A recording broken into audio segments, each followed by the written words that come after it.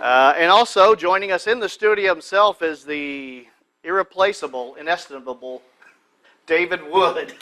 How's it going, Don? Welcome, David. What we're going to discuss tonight are the myths of early Islam. You know, there's a standard narrative that we've heard for centuries from Islam, and that's been repeated ad infinitum on television and on lectures and in books. And it goes something like this. The Arabs were pagan before Muhammad came and converted them. That's the standard story. The life of Muhammad was lived out in the full light of history. That is, he was a historical figure, and lots of people knew him and wrote about him because he's so famous. We've heard the story that Islam as a religion was fully formed by the time Muhammad died. That is that the religion was given its completion by the seal of the prophets Muhammad, according to the standard Islamic narrative. And finally, the Quran as a revealed book was written down in Arabic within 20 years of Muhammad's death. We're going to examine those stories and see how much truth and how much myth there is in this standard story. Let's start off with the first one of these myths. Were there pagans throughout Saudi Arabia, with the exception of a couple of Jewish tribes near Medina? Daniel Janasic, would you like to address that question? Sure. Thanks, Don. That's a good place to start. The first thing to realize, I'm getting an echo on mine. Should I do something? Have we got that worked out? Am I still getting an echo? I don't hear an echo. No, we don't hear one here. You sound fine on our end. Okay, great. Well, let me get into it then. Yes, there were pagans in South Arabia, in that area, but one thing that we have to also realize is that it was a very religious area, and there are even monuments and plenty of inscriptions that talk about references to God, in a number of languages. And we also have to realize that this was the backwaters of a lot of religions, especially heretical Christian religions or semi-canonical religions such as the Nestorians, and you had also the what we call the Monophysites. They had different views of Jesus as far as the natures of Jesus. There were also some remnants of what we call the Ebionites. The Ebionites were more of a early Christian cult that followed a lot more of the Jewish regulations and understanding of Jesus. So yes, there were a lot of other religions. So really the paganism was there, but it was more in the background, and you had a lot of, most of the people were religious in one way or another. You also had Zoroastrianism from Persia that was seeping in as well. So it was a very religious area. So to say that it was just pagan, and there were, except for the Jews, basically a type of paganism, that is a false historical, it's false according to history. Jay Smith, was Muhammad born in a pagan family? Well, you're opening up a real can of worms when you ask a question like that. I wanted to. Well, I'll tell you, Don, you're going to have to source that, and of course the sources that say that he was born in a pagan family come from 870, which, and according to what those same traditions tell us, he died in 632. So if you're going to trust the sources from 870, then you can pretty much go with the whole classical account. The problem with the classical account, it doesn't appear for 200 to 300 years after the prophet's death, the prophet Muhammad, their prophet. I would suggest that we don't know very much about Muhammad. Was he historical? Did he exist? Possibly. Yes, more than likely. Can we say that the classical account is correct? No. Much of it is now found to be fraudulent. I think that's what we're going to talk about more and unpack it in this session here. What we do know from what we are getting is that it could be that this person, if he is Muhammad, if you look at the Quran, only 4 times is even referred to in the Quran, yet hundreds of times it talks about this messenger. He's in the wrong place, doing the wrong thing at the wrong time, and the wrong person. That's what we need to investigate. I don't trust the classical account. I have never... How do you mean wrong place, wrong time? Could you give us an example? I think some of the material that we're now getting out concerning who this man was, or if even a man did exist that started this religion, I think what we're finding is that even the Quranic material, the Quranic geography, the 65 locations that are now have been tabulated in the Quran, they find, if you look at those 65 locations, this place where this prophet lived was in a valley. It had a parallel valley, had a stream going through it, had trees, clay, loam, had even olive trees there. Now you take a look at Mecca and you can see that none of these exist, right? None of these this is not Mecca at all.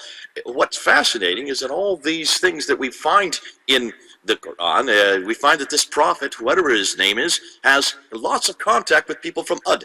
23 times it refers to these people from Ud. 24 times it refers to this prophet has contact with people from Thamud. 7 times people from Midian.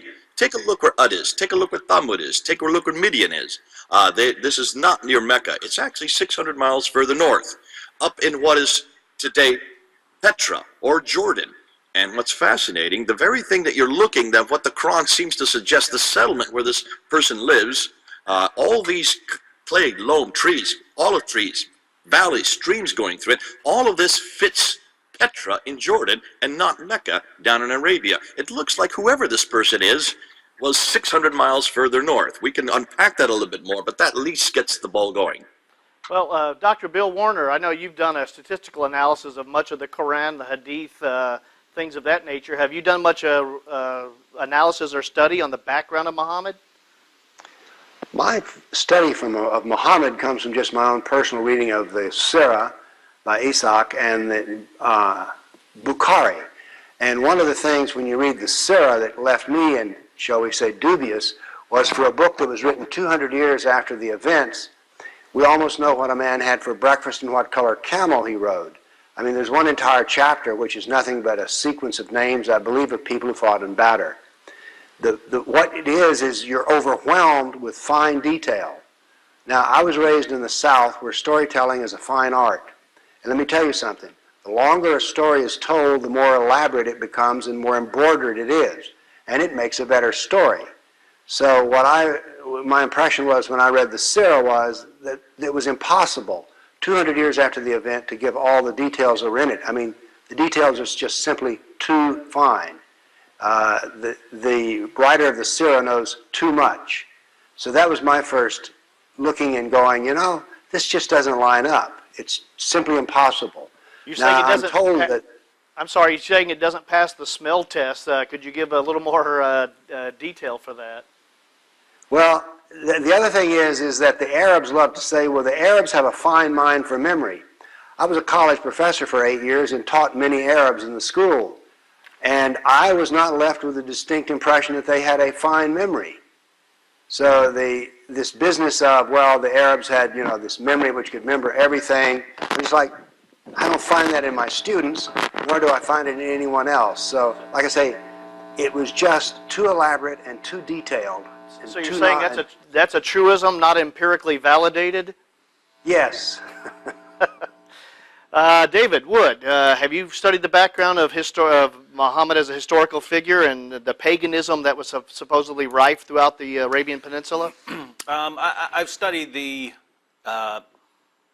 sort of historical case for Muhammad, and I agree with basically the classical position on the classical Islamic position on Muhammad, the traditional account. In other words, I agree with the overall picture of Muhammad, that he's born somewhere around 570, that he he died around 632, that he fled Mecca and went to Medina.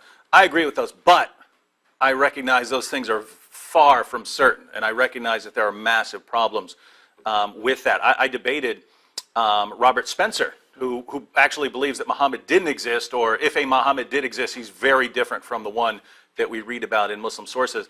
And it is hard to defend much of the Islamic position about Muhammad, right? I'm saying so. I debated him and defended the existence of the sort of traditional Muhammad, but I recognize that it is hard, and I was only able to build my case using the principle of embarrassment, right? So if you try to use Islamic methods, right, Muslim methods of isnad criticism and so on, this is borderline absurd and ridiculous to use this method. The huge problem that they have in Islam is the farther you get away from Muhammad, the more they seem to know about him, right? And it's the opposite. It should be the opposite. It should be the earliest generation knows the most, and then only what they record and pass on is preserved, and so that future generations know less about Muhammad than the first generation. But it's exactly the opposite. The farther you go, the more they know about Muhammad. And so you have this problem. You have total lack of early sources. I mean, Ibn Ishaq's over a century after the time of Muhammad. The sources Muslims rely on are more than 2 centuries after the time of Muhammad. And compare this with someone like Jesus, right? Where all of the sources that Christians rely on were written within the lifetimes of the eyewitnesses.